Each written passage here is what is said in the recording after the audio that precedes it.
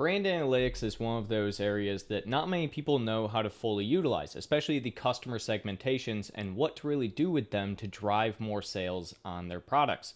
So I thought I would go over and show exactly where I am going to be looking on any one brand for what to do with customer segmentation, how to drive sales with it, what promotions to run towards it, and how to fully utilize this data for the net benefit of the brand. So looking over at Amazon, if you go on over to brands and then brand analytics, it will take you over to this page. This is our customer segmentation page. So this page is going to give you your total number of customers. This is on a weekly view right now. So over the week, we've had 72,000 unique different customers. One thing to take note of is every single one of these numbers that you're seeing is a unique person. So you don't have overlap in the different types of segmentation. If you have top tier customers in some capacity right here, then you are also going to have promising customers of 34,000. So this 34,000, this 19,000 are completely different people. You cannot be in the same customer segmentation at the same time. So some things to take note of. When you're looking at top tier customers, you'll see this 26.55% of total, and it is going up by 0.57% versus the prior period. We want our top tier customers to be going up at all times. This is going to be one of the ones that we want going up. Same with our promising customers. As you can see, this one is going up as well. The at-risk customers, on the other hand, we want to be going down. Why? Because we want less people to be at risk of not purchasing when we're looking at doing certain promotions and segmentation. So same with our hibernating customers. You can see this is going up right now. We do not want hibernating to go up. Hibernating is essentially customers that are on the verge of no longer purchasing. They haven't purchased in a long time. It's unlikely they will purchase. We don't want that number going up. We want that number going down.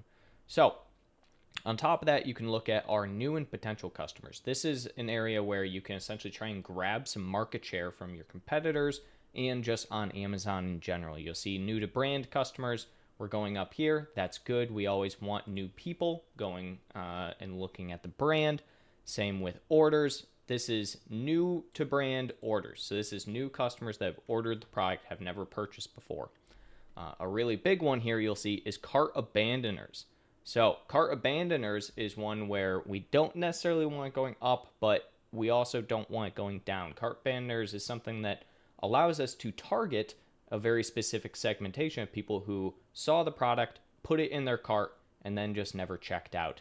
This is very frequent on Amazon. It's something that you want to look at all the time to see how many people are really actually putting the product into their cart. It tells you a lot for click-through, but maybe not conversion. So, and then finally we have over here our repeat customers. These are people who are frequently buying from us, people that are typically going to be brand followers of some kind, people that like the product and really want to come back and purchase it. They like the brand, they like everything they're doing. So what are you supposed to do with all of this information? How is this supposed to help you? Well, a few things. You can kind of see where your segmentation lies. You'll see, for instance, promising is our biggest category here of customer segmentation. So when looking at that, that means that we have a lot of people that purchase pretty often. They more than likely are purchasing around the same type of products that your product is for your brand. And it's one that you should be looking at targeting to try and get them in the door and make them loyal customers, especially if you have a product that can do something such as subscribe and save, or is some form of consumable that they'll keep coming back over and over again. So this is going to be your top priority when looking at this. And then secondary to that would be your top tier. These are people, again, who purchase very frequently. They spend the most amount of money on Amazon, and they're more likely to buy from you pretty often. So they are the ones that more than likely you would get subscribe and save orders on. They would want to constantly have your product in their house, etc. So what do you do when you're looking at all this and you're trying to understand, okay, how do we make use of this? Where can I promote to these people? How can I actively get these people in the door, right? Well, from that aspect, we're going to come on over and we're going to go to advertising and then brand tailored promotions first and foremost. So when you get to brand tailored promotions, it'll look like this, and you'll want to come over to the right here and click create a tailored promotion.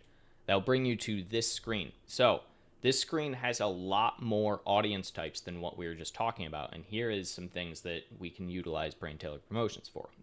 When you're looking at this, again, you'll see these numbers: 10,008, 31,009, 520, 17,4. All of those numbers are individual unique buyers. So again, none of the numbers you see there overlap with each other. So if I were to create a brand tailored promotion for at-risk customers and brand cart abandoners, all of that would be two separate entire groups. So it would be a group of 31,000 people and then a group of 10,000 people. So in total, 41,000 unique people that we would be creating the promotion for.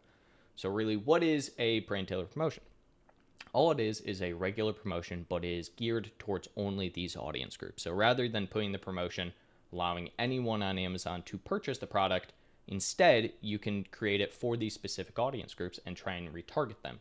A lot of times, Amazon will also do things such as for brand cart abandoners. When someone goes to their cart, they'll see, oh, there's a promotion that's been applied for 10% off. So you'll see typically for any of these that's how it's going to really target the segmentation and the customer segmentation. Now, bringing it back to how we can look at and try and drive these different customers. Brand tailored promotions is always going to be my first and foremost go-to for these. I like typically, and you can see here, the declining and top tier and promising. So these are two newer brand tailored promotions which allow you to keep a segmentation of those people that are declining or leaving the promising and leaving the top tier. So as Amazon sellers, you want to make sure that you are constantly trying to target demographics like this to keep them in promising and top tier, because these are the people, again, that are most likely to come back, purchase the product, and frequently purchase the product. So you want to consistently target those with a promotion, try and make sure that they get in the door. Again, promising is another one. These are the people that more than likely are going to come buy your product. It's going to be fairly frequently. They usually become brand loyal in some capacity. They like, subscribe, and save. As you can see, we have 33,000 here. This is a great opportunity where we could throw a brand tailored promotion for 10, say 15%, somewhere in that range, and try and entice them to purchase the product. Once we get them initially purchasing the product, it's a lot easier to retarget someone who has already purchased. Because as you can see, we have repeat customers here as well. And then we also have our brand cart abandoners. Now, brand cart abandoners is one that I absolutely say you should always be running at least some form of brand cart abandonment. The reason for that is that you want people who have put the product in, are just this close to going and purchasing it, to come back and purchase it. And an easy 10% off promotion is the way to usually do that. You can see this is on a 90-day cycle. So this is anyone in the last 90 days who put it in their cart and then just never checked out with it. The big thing with brand cart abandoners to keep in mind is that they may come back and purchase still at the end of the day. So you may not want to always try and push it if you have a product that is frequent to not be purchased on the first time it's put in the cart, right? So if you have some data analytics to back that up. But for by and large, the most part, brand cart abandoners is going to be a really easy way. On Amazon, price is the number one converting factor. So when someone who is a brand cart abandoner sees that it's an extra 10% off right now, they may think, oh, well, I should probably purchase now before it is too late and I'm not going to get it again. So these are some very easy ones. So if we were to say do brand cart abandoners, we could go next. And from here, we can essentially add all products, exclude specific products, and then go for the specific ASINs that we want to exclude. So how do you make sure that this is actually a promotion worth running? Well, typically speaking, if you have access to brand tailored promotions, you have at least 1,000 people in one of those customer segmentations. When you have at least 1,000 people in one of those customer segmentations, you can go through, create these different brand tailored promotions. I typically start around 10% for the first run and see how it reacts. It's going to be a flat 10% TACoS when you're looking at it on the back end from utilizing a promotional discount, right? So it's not going to necessarily be a bad TACoS. It's not necessarily going to be a heavy uplift to try it, but I absolutely typically say start 10%, and if you're not seeing much traction, readjust. So really depends product to product. If you have a very high-end, large price product, 10% is a pretty heavy discount. Whereas if you have something that's only $10, it's not too bad of a discount at the end of the day. So this easy way to check your customer segmentation, utilize it in real time, try and make sure you're retaining customers. You should absolutely be looking to do this in the future.